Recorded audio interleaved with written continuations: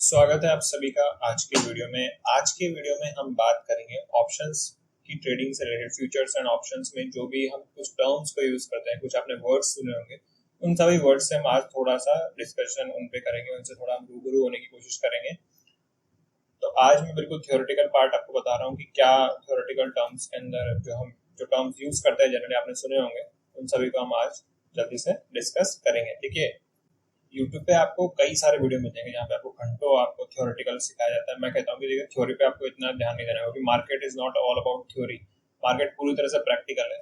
Theory उतनी मैं आपको बताऊंगा जितनी मेरे को लगता है कि आपको जरूरत है। आप यहाँ थोड़ा बहुत मैं आपको सिखा दूंगा कि क्या चीज़ क्या होती है, क्या नहीं होती, किस टर्म का क्या मतलब होता है, क्या नहीं होता, लेकिन उसको मैं आपको जरूर प्रैक्टिकल बताऊंगा, तब आपको और भी अच्छे से वो अपने आप ही समझ में आ जाएगा। थ्योरी में इतना समय बर्बाद करने से कोई मतलब भी नहीं है। हालांकि आपको टर्म्स पता होने चाहिए, तो एक बार मैं चाहता हूँ कि जब मैं प्रैक्टिकल स्टार्ट करूँ तब आपको एक बार के लिए सारी चीजें पता हो, ताकि आप वहां पे उसको इजीली रिलेट कर पाओ और उसको आप जल्दी से फिर समझ भी पाओगे। तो बिना देरी किए स्टार्ट करते हैं। देखिए, तो जो सबसे पहले जो टर्म आपने सुना होगा, call, put, strike price, spot price, तो ये चार छोटे छोटे टर्म है, उसके बाद और भी है वो बताऊंगा। तो पहले कॉल के बारे में बात करते हैं। देखिए, कॉल बेसिकली एक राइट टू बाय है। आपको ये समझना होगा कि राइट टू बाय, मैंने पिछले वीडियो में भी आपको बताया था कि राइट टू बाय, अगर मैं कोई राइट खरीद रहा हूँ कि मैं कोई पर्टिकुलर चीज या पर्टिकुलर शेयर में बोलूँ कि मैं आपसे एक पर्टिकुलर डेट पे बाय कर लूंगा, तो वो मेरा कॉल है। सेम चीज पुट के ऊपर भी लगती है कि मैं आपसे एक राइट ले रहा हूँ कि मैं आपको एक पर्टिकुलर शेयर सेल करूंगा सर्टेन प्राइस के ऊपर, सर्टेन डेट के ऊपर, वो कॉल है, वही पुट है। इसको एक बार मैं एग्जांपल से आपको समझाता हूँ। मान लीजिए कोई शेयर का प्राइस जो है वो आज चल रहा है 110 रुपए, और मैं ये सोच रहा हूँ, क्योंकि इसके देखो, मैंने आपको पिछले वीडियो में बताया था कि जो इक्विटीज होती है उनकी एक्सपायरी मंथली बेसिस के ऊपर होती है। तो मान लो कि इस शेयर की एक्सपायरी जो भी पर्टिकुलर डेट पे है, मुझे एक्सपेक्टेशन है कि उस दिन तक जाते जाते, मैं एक्सपेक्ट कर रहा हूँ कि उस दिन तक जाते जाते ये जो शेयर की प्राइस है वो 150 तक पहुंच सकती है। तो मैं आज ही, मतलब आप कोई भी डेट मान सकते हो, 15-20 दिन पहले जब भी मैं कॉन्ट्रैक्ट एग्जीक्यूट कर रहा हूँ, जो भी टाइम है, मुझे लगता है कि आज मैं इस शेयर को सस्ते, मुझे लगता है कि 150 रुपये हो जाएगा, तो मैंने आज एक प्राइस पे एक राइट खरीद लिया कि मैं तुमसे 100 रुपए में ये जो शेयर है पर्टिकुलरली इस पर्टिकुलर डेट पर जाके मैं आपसे 100 रुपए में ये पर्टिकुलर शेयर खरीदूंगा।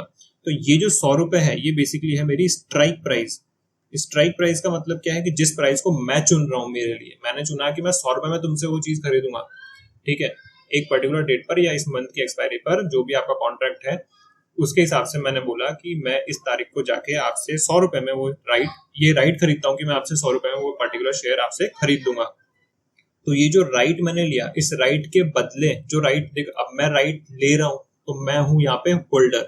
एक टर्म मैंने नीचे लिखा है, आपको वो भी क्लियर हो जाएगा कि जो होल्डर है उसका मतलब ये कि जिसने ये राइट खरीदा है वो होल्डर है, और अगर कोई खरीद रहा है तो कोई बेचने वाला भी होगा, तो जो ये राइट बेच रहा है वो है राइटर।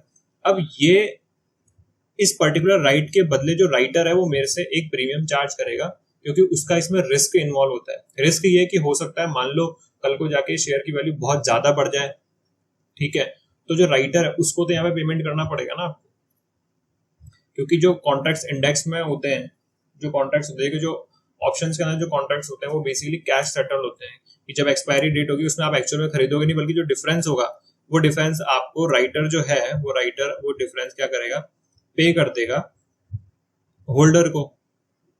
ठीक है, कि मान लीजिए सच में ये शेयर अगर एक 150 रुपये पहुंच गया, तो उस दिन जाके 150 माइनस 100 रुपए, क्योंकि अगर मैं खरीदता तो मैं 150 में खरीदता तो मेरे को तो 50 रुपए का फायदा होता, तो राइटर को सीधे मेरे को 50 रुपए उस दिन देने पड़ेंगे।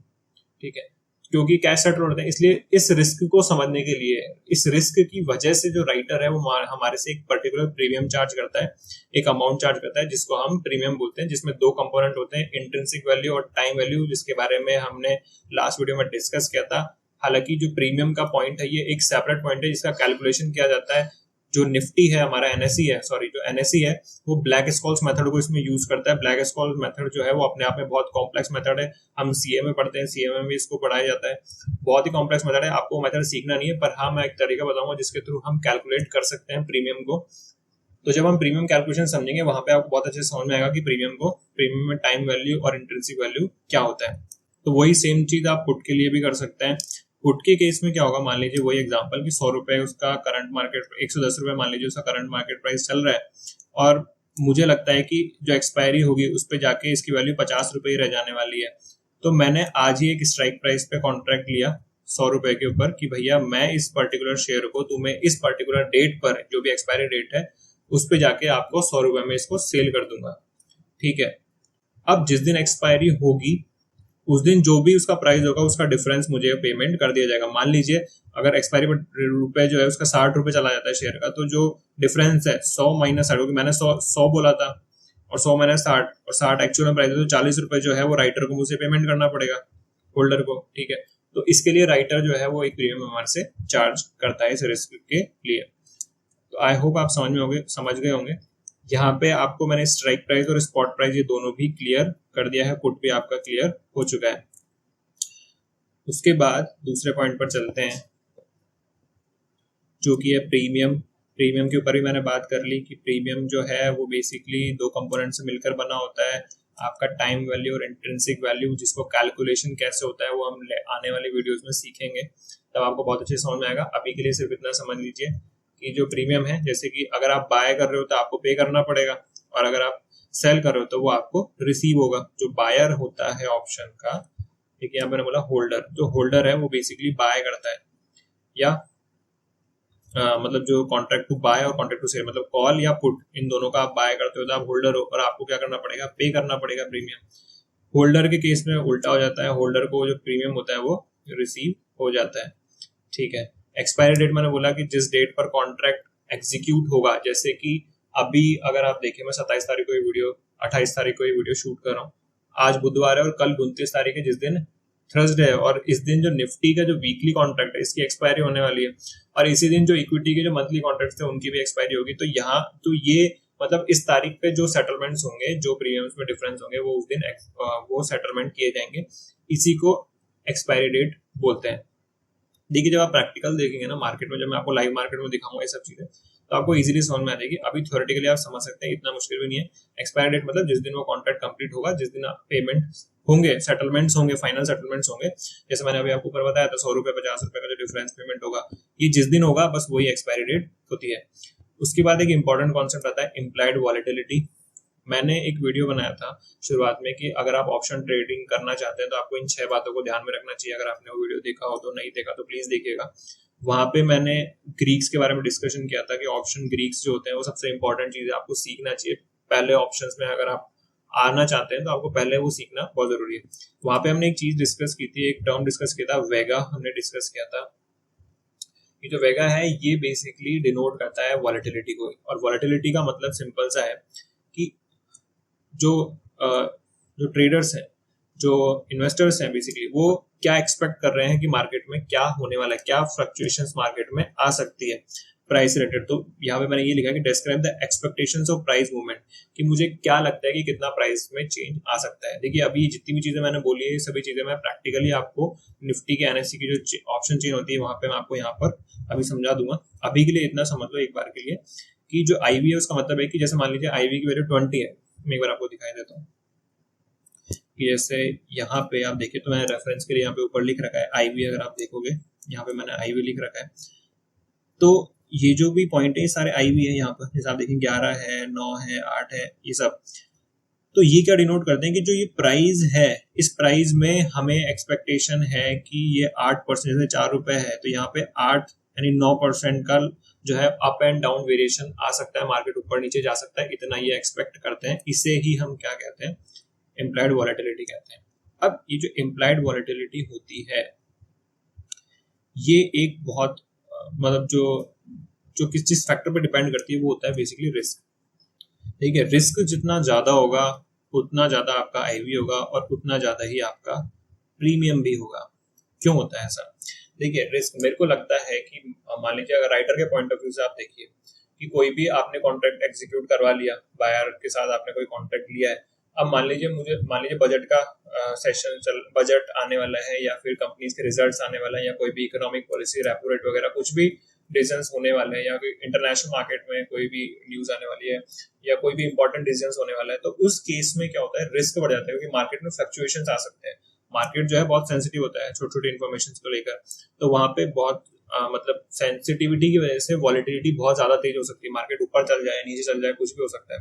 तो ऐसे केस में रिस्क बढ़ जाता है। तो जब रिस्क बढ़ेगा तो जो राइटर है उसका तो रिस्क अनलिमिटेड है, क्योंकि जो भी डिफरेंस होगा, अभी हमने देखा था ऊपर कि जो भी डिफरेंस होगा एक्सपायरी डेट पे वो तो राइटर को पेमेंट करना पड़ेगा। अभी जैसे हमने इसमें देखा कि अगर 150 रुपये हो जाता है मार्केट में उस पर्टिकुलर शेयर का प्राइस, तो 100 रुपए से डिफरेंस को देना पड़ेगा। मान लीजिए ये 150 रुपये ना होकर के ये कल को 250 रुपये हो जाए किसी वजह से, ठीक है, तो यहाँ पर लगभग 150 रुपये का पेमेंट करना पड़ेगा राइटर को। तो राइटर का तो रिस्क अनलिमिटेड हो गया ना, लेकिन होल्डर को तो एक पर्टिकुलर प्रीमियम देना है जो कि फिक्स्ड है। तो होल्डर का रिस्क यहाँ पे फिक्स है, लेकिन राइटर का रिस्क तो बढ़ जाता है। इस वजह से राइटर रिस्क बढ़ने पर क्या है, प्रीमियम ज्यादा चार्ज करते हैं। और इम्प्लाइड वॉलिटिलिटी जो होती है वो भी ये बताती है कि कितने ज्यादा फ्लक्चुएशंस मार्केट में आ सकता है, कितना मार्केट ऊपर नीचे जा सकता है, वही आपका आई भी बताता है। इस वजह से प्रीमियम भी आपका इंक्रीज हो जाता है। इसी को हम ऑप्शन ग्रीक्स के अंदर वेगा के जो टर्म है उसमें कवर करते हैं, जो कि हम आने वाले वीडियो में जब हम प्रैक्टिकल सीखेंगे ऑप्शन ग्रीक्स के बारे में डिस्कशन करेंगे कि कैसे वो प्रीमियम के ऊपर कैलकुलेशन पे फर्क डालता है, तब हम उसको और भी अच्छे से सीखेंगे। अभी के लिए आप वेगा समझ लीजिए कि वेगा जो होता है बेसिकली वॉलेटिलिटी को दर्शाता है, जिस यानी अगर आईवी ज्यादा होती है तो प्रीमियम भी ज्यादा होगा, सिमिलरली अगर आईवी कम होती है तो प्रीमियम भी कम होगा। उसके बाद ओपन इंटरेस्ट की बात करते हैं। ओपन इंटरेस्ट का मतलब है कि जो भी कॉन्ट्रैक्ट्स जो है करंटली चल रहे हैं, देखिए जो सेलर, आपने एक कॉन्ट्रैक्ट था, आपने राइट को बाय किया तो किसी ने सेल किया, जब ये दोनों ही बायर भी एग्जिट कर देता है अपने एंड से और सेलर भी एग्जिट कर देता है अपने एंड से, तो वो जो पर्टिकुलर कॉन्ट्रैक्ट है वो कैंसिल हो जाता है, या मैं कहूँ कि वो पूरी तरह से एग्जीक्यूट हो जाता है। तो वो कॉन्ट्रैक्ट जो है अब रनिंग कॉन्ट्रैक्ट नहीं है, अभी वो ओपन कॉन्ट्रैक्ट नहीं है, ठीक है। तो इनके अलावा जो भी ऐसे कॉन्ट्रैक्ट्स हैं जो अभी जो पूरी तरह से एग्जिट नहीं हुए, जिसमें बायर और सेलर दोनों में से कोई एक जो है अभी भी कॉन्ट्रैक्ट में शामिल है, या इन दोनों ने कॉन्ट्रैक्ट को एग्जिट नहीं किया है, तो वो सभी कॉन्ट्रैक्ट रनिंग कॉन्ट्रैक्ट्स होते हैं। इन्हीं रनिंग कॉन्ट्रैक्ट्स को हम ओपन इंटरेस्ट बोलते हैं। इसको भी मैं आपको एक बार नीचे दिखा देता हूँ कि जैसे मैंने यहाँ पे लिखा है, यहाँ पे आप देखेंगे OI है ओपन इंटरेस्ट और ये है चेंज इन ओपन इंटरेस्ट। तो ओपन इंटरेस्ट मतलब कितने कॉन्ट्रैक्ट्स अभी चल रहे हैं। जैसे आप यहाँ देखो कि जैसे इस आप 19,000 पे देख रहे हैं, 19,000 की जो प्राइस है, स्ट्राइक प्राइस है, इस पे 2,44,000 जो है ये तो ओपन इंटरेस्ट है, मतलब इतने कॉन्ट्रैक्ट्स पहले से चल रहे थे। उसके बाद चेंज इन ओपन इंटरेस्ट का मतलब है कि जैसे आप देखेंगे यहाँ पे 2,17,368, मतलब इतने कॉन्ट्रैक्ट्स आज ऐड हुए हैं, प्लस हुए हैं यहाँ पे। वहीं आप जैसे यहाँ देख सकते हैं यहाँ पे माइनस में है, मतलब इतने कॉन्ट्रैक्ट्स आज कम हुए हैं, इतने कॉन्ट्रैक्ट्स आज कम हो चुके हैं। यानी कल को 13,000 कॉन्ट्रैक्ट ज्यादा होंगे, आज 13,000 उनमें से भी कम हो गए। तो ये जो है इतने कॉन्ट्रैक्ट्स अभी रनिंग है करंटली और इतने कॉन्ट्रैक्ट्स अभी कम हो चुके हैं, ठीक है। तो ये ओपन इंटरेस्ट होता है। अब मैंने पहले वीडियो में आपको बताया था, वही वीडियो जिसमें मैंने अभी बताया कि यहाँ पे मैंने बोला था कि जो 6 बातों का आपको ध्यान रखना होता है ऑप्शन ट्रेडिंग में आने से पहले, उसमें मैंने ये कहा था कि जो ऑप्शन चेन होती है वो बहुत इंपॉर्टेंट होती है, जो कि आपको मार्केट डायरेक्शन बताती है। उसमें ओपन इंटरेस्ट का बहुत ज्यादा बड़ा रोल होता है, जो मैं आपको बताऊंगा कि जब हम चार्ट प्रेडिक्शंस करेंगे, मार्केट की डायरेक्शन का हम पता लगाएंगे, उस समय मैं आपको बताऊंगा कि कैसे ओपन इंटरेस्ट एक बहुत ही इंपॉर्टेंट रोल वहां पे प्ले करता है। उसके बाद लास्ट जो टर्म है वो है हमारा कॉन्ट्रैक्ट, जो कि at the money, in the money और आउट ऑफ द मनी होता है। इसको मैं आपको यहाँ समझाता हूँ। देखिए डायरेक्टली तो देखें तो ये जो डार्क पोर्शन एरिया है, अभी येलो हाईलाइटेड एरिया देख रहे हैं दोनों तरफ, ये दोनों एरिया जो होता है ये इन द मनी होता है, इसको इन द मनी बोलते हैं। ये कॉल का इन द मनी है और ये पुट का इन द मनी है। वैसे ही ये जो लाइट शेडो वाला एरिया है ये आउट ऑफ द मनी है, इसको आउट ऑफ द मनी बोलते हैं, इसको भी आउट ऑफ द मनी बोलते हैं। और जो एट द मनी होता है, एट द मनी का मतलब है जहाँ पे आपका जो स्ट्राइक प्राइस है, आई होप स्ट्राइक प्राइस और स्पॉट प्राइस तो आपको क्लियर हो गया होगा। स्पॉट प्राइस जो करंट प्राइस है वो, और स्ट्राइक प्राइस जो प्राइस मैंने चूज किया है उस पर्टिकुलर राइट के लिए, वो जब वो दोनों आपस में बराबर होते हैं तो उसे हम in the at the money बोलते हैं। जैसे आप यहाँ देखें कि मार्केट अभी 18,988 यानी लगभग 19,000 के ऊपर है। तो यहाँ पे जो ये 19,000 है, ये जो 19,000 है ये यहाँ पे क्या है, आपका एट द मनी कॉन्ट्रैक्ट है। देखिए एग्जैक्ट तो मार्केट स्टैंड नहीं करेगा 19,000 के ऊपर, क्योंकि मार्केट तो हर सेकंड फ्लक्चुएट होता है, ऊपर नीचे होता रहता है। तो अभी के लेवल पे लगभग 19,000 के आसपास जो मार्केट है वो क्या बना रहा है, आपका एट द मनी बना रहा है। उसके नीचे के जो भी होंगे वो सभी इन द मनी होंगे कॉल के अंदर, और इससे ऊपर के जो होंगे वो सभी पुट के अंदर इन द मनी होंगे। सेम चीज वाइस वर्सा आप आउट ऑफ द मनी के लिए भी बोल सकते हैं। अब इसका जो आप टेक्निकल टर्म में देखें, थ्योरी के अंदर देखें, तो थ्योरी में हम इसको ऐसे लिखते हैं कि आप यहाँ देखें एट द मनी, मैंने बोला कि जब आपकी स्पॉट प्राइस जो है वो आपके स्ट्राइक प्राइस के बराबर होती है। वैसे इन द मनी में मैंने लिखा है कि जब स्पॉट प्राइस ज्यादा होती है स्ट्राइक प्राइस से तो कॉल के केस में उसको इन द मनी बोलते हैं, पुट के केस में जब स्पॉट प्राइस जो है वो आपके कम होती है स्ट्राइक प्राइस से। इसको एक बार मैं समझा देता हूँ। आप यहाँ के देखेंगे, जैसे मान लीजिए मार्केट अभी 19,000 पे चल रहा है, तो ये जो 19,000 है ये है मेरा स्पॉट प्राइस, और मान लीजिए मैंने कॉन्ट्रैक्ट लिया है 18,700 के ऊपर, तो ये जो 18,700 है ये है मेरा स्ट्राइक प्राइस। तो यहाँ पे आप देख सकते हैं कि जो स्पॉट प्राइस है वो ज्यादा है कंपैरेटिवली स्ट्राइक प्राइस से, तो इन्हीं सबको मैंने बोला इन द मनी है। और ये आ गया यहाँ पे, देखिए यही मैंने यहाँ पे लिखा है कि spot price is greater than strike price. अब एक चीज ध्यान रखना, मैं आपको बता देता हूँ, एक बार के लिए समझ तो लेना कि जो इन द मनी वाले होते हैं यहाँ पे, जैसे मैंने प्रीमियम बताया था, प्रीमियम दो चीजों से मिलकर बना होता है, आईवी प्लस टाइम वैल्यू। तो जो इन द मनी कॉन्ट्रैक्ट्स होते हैं उन्हीं में आपके आईवी शामिल होती है। आईवी एक बार आप वापस देखिएगा, जब मैंने आपको पिछले वीडियो में बताया था कि आईवी क्या होता है, एक बार वहां पे जाके आप बेसिक समझ सकते हैं कि आईवी हम किसे बोलते हैं। जब मैंने बताया जिस वीडियो में कि कौन सा टाइम बेस्ट होता है ट्रेड करने के लिए, वहां पे मैंने प्रीमियम में डिस्कशन किया है कि क्यों हम उसको डिस्कस करते हैं, क्योंकि उसमें टाइम वैल्यू और इंट्रिंसिक वैल्यू होती है। वहां पे मैंने इंट्रिंसिक वैल्यू को बताया। अगर आप चाहते हैं तो वैसे भी आप रुक सकते हैं, क्योंकि अगले कुछ दिनों में हम जल्दी ही टेक्निकल वीडियोस चालू करने वाले हैं जहाँ पे हम प्रीमियम को कैलकुलेशन भी समझेंगे, तो वहां पे मैं आपको बताऊंगा कि इंट्रिंसिक वैल्यू क्या होती है। तो अभी के लिए इतना समझ लो कि जो इन द मनी होता है वहां पे इंट्रिंसिक वैल्यू होती है, लेकिन जो आउट ऑफ द मनी वाले कॉन्ट्रैक्ट्स होते हैं उनमें सिर्फ आपके टाइम वैल्यू होती है, वहां पे इंट्रिंसिक वैल्यू जो होती है वो 0 होती है। अब आउट ऑफ द मनी भी आप यहाँ पे देख सकते हैं, ये तो वही लॉजिक है, देखिए खास फर्क नहीं पड़ता, आप थ्योरी में समझे ना समझे, आप इनको याद करके कुछ नहीं कर सकते। अल्टीमेटली आपको मार्केट में जाकर ट्रेड करना है, तो जब हम लाइव समझेंगे वहां पर तो आपको इजीली समझ में आ जाएगा। बाकी आप समझने के लिए इस चीज को देख सकते हैं। अगर आपको पीडीएफ की जरूरत है तो मुझे कमेंट्स में बता देना, मैं उसे डिस्क्रिप्शन में मेंशन कर दूंगा। आई होप आपने जो ये थ्योरेटिकल पोर्शन है उनको ढंग से समझा होगा। प्लीज मुझे कमेंट सेक्शन में बताइए, अगर आपको किसी और चीज को भी, किसी और टॉपिक को ढंग से समझना है तो मुझे बताइए। और अगर आपको वीडियोस अच्छी लग रही तो प्लीज लाइक कीजिए, चैनल को सब्सक्राइब कीजिए। और अगर आपको लगता है कि मुझे कुछ और इम्प्रूवमेंट्स अपने वीडियोस में करने चाहिए तो प्लीज मुझे वो भी सजेस्ट कीजिए। हम सभी को मिलकर एक अच्छी सी कम्युनिटी बनानी है जिसमें हम चीजों को सीखें और अच्छे से अच्छा परफॉर्म करें।